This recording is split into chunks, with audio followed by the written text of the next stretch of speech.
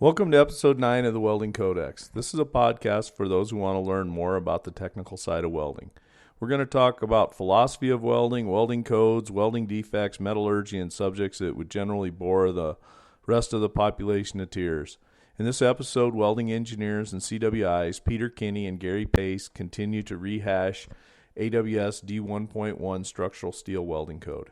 This episode covers Part D, requirements for CVN testing in Clause 4. Anyhow, thanks for joining us. Note, Pete and Garry bounced back and forth between the code editions 2015 and 2020 during the course of this episode. So we will apologize beforehand if the podcast gets a little off track and turns into an Abbott and Costello routine. Okay, before we get into this episode, this is going to be a pretty short little podcast here because we only got 5, 6, 10 minutes of material. So before we get into Pete and I talking about CVN testing, I'm going to cover some material that kind of sets the table for what is CVN testing, why do we care about impact testing, toughness, etc. Toughness characterizes a material's ability to absorb energy without breaking. It is the opposite of brittleness. The manner in which absorbed energy is dissipated is different for breaks in tough and brittle materials.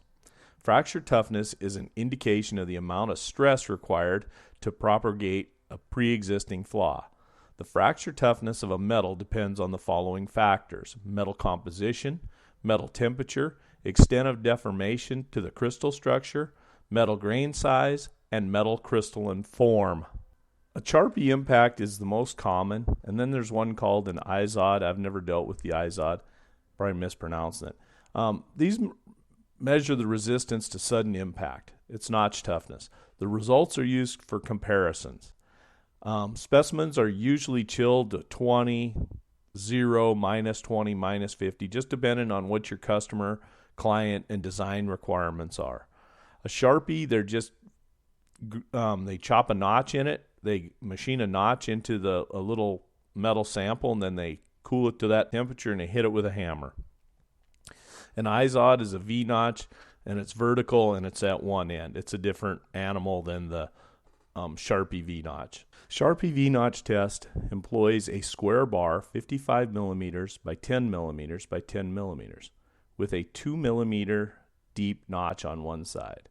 The test apparatus has a swinging pendulum that is released from a specific height, striking the specimen at the bottom of the pendulum swing. The test specimen is fractured, absorbing energy by slowing it down. The pendulum such that it does not swing up as high as it would on the free swing, i.e. no specimen in the holder. A calibrated scale on the apparatus converts the height of the pendulum swing to the energy absorbed by the breaking specimen in foot-pounds of force. Low alloy steels exhibit a ductile to brittle transition with decreasing temperature. It should be noted that tests are usually performed in triplicate because of scatter in the test results. So they usually do 3 of these tests, maybe 4 or 5 depending, and if you got one that's weird or bad, they'll throw it out depending on contract and who you're working for. But there's a couple of different ways that can be done. But you don't just do one Sharpie. Sharpie V-notch test employs a square bar 55 millimeters by 10 millimeters by 10 millimeters with a 2 millimeter deep notch on one side. The test apparatus has a swinging pendulum that is released from a specific height, striking the specimen at the bottom of the pendulum swing. The test specimen is fractured, absorbing energy by slowing it down. The pendulum such that it does not swing up as high as it would on the free swing, i.e. no specimen in the holder. A calibrated scale on the apparatus converts the height of the pendulum swing to the energy absorbed by the breaking specimen in foot-pounds of force. Low alloy steels exhibit a ductile to brittle transition with decreasing temperature. It should be noted that tests are usually performed in triplicate because of scatter in the test results. So they usually do 3 of these tests, maybe 4 or 5 depending, and if you got one that's weird or bad, they'll throw it out depending on contract and who you're working for. But there's a couple of different ways that can be done. But you don't just do one Sharpie. Part D, requirements for CVN testing. We're going to get into CVN testing. I want to throw this in Pete's direction. because he's a lot more knowledgeable in regards to CVN testing than I am. But CVN testing is impact testing. Impact testing is where you need a material to take a certain amount of abuse at a lower temperature. So, hitting it with a big hammer, is this material going to fail when we've got it in Fairbanks, Alaska at minus 40 and a truck drives across it, or whatever the situation is? That's what we're talking about CVN testing, because steel, as I discussed before, goes through a ductile to brittle transition temperature depending on the steel, but your garden variety coat hanger type steel goes through that ductile to brittle temperature transition at about freezing, 32 degrees Fahrenheit. So we know that there's a lot of places in the North American continent, North Dakota, Montana, Alaska, wherever, that you're going to have temperatures that are way lower than 32 degrees. So we need to build into our welding procedures a testing criteria that accounts for that temperature, and it's impact testing, and it's to keep failures from happening in that manner. I'm going to throw this to you, Pete, now that I've kind of got the little preamble about CVN testing thrown in there. So your thing, you run with it, big guy. All right. So as Garry was saying, CVN or Sharpie V-notch testing is for your either cold weather or to prove out you have a toughness at a certain temperature. And sometimes there are CVN testing at sometimes called at room temperature. It's more of a base metal thing, but it can be at not just cold temperatures. Whenever you're setting up to run these, one thing you want to do to help save you money is make sure you're doing it on base metal that is either pre-qualified at the mill as having CVN testing, because the last thing you want to do is use a poor grade of base metal and have the base metal is what fails your CVNs.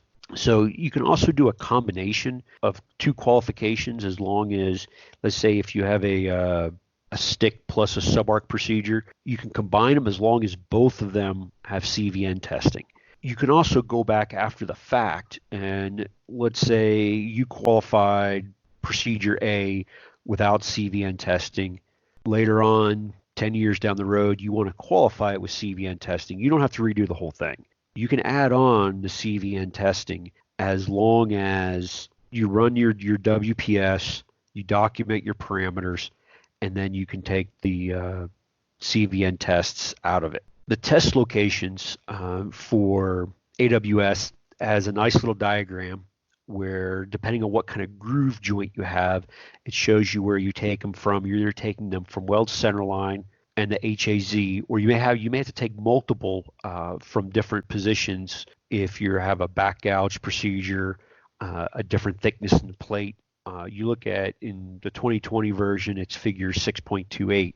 All right, the CVN tests, you can either do 3 CVN specimens per location, or you can do 5 CVNs and you drop the highest and lowest value. Both of them are completely acceptable to do. I will caution that even on the 5 specimen, if you do 5 and you drop something that is extremely low, you still report it. It's going to raise a lot of eyebrows on why was that specimen extremely low. In a lot of their codes, you only do 3, you report all 3, there's no dropping or anything like that. The best size that you do the specimen on is a 10 millimeter square bar. That's common. It's about 3/8.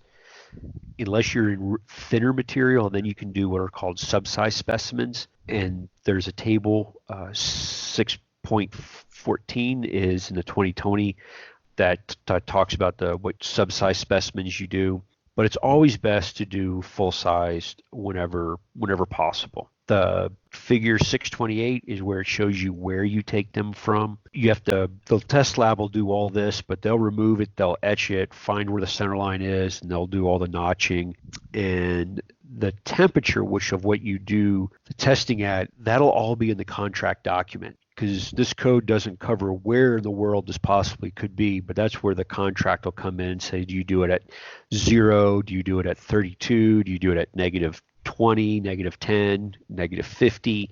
And once you start getting a lot colder, this is where you also really need to start watching your parameters and your filler metal to be able to meet those type of values. All right, so that wraps up Clause 5 episode 9, where we talk about CVNs, impact testing, Sharpies, and toughness.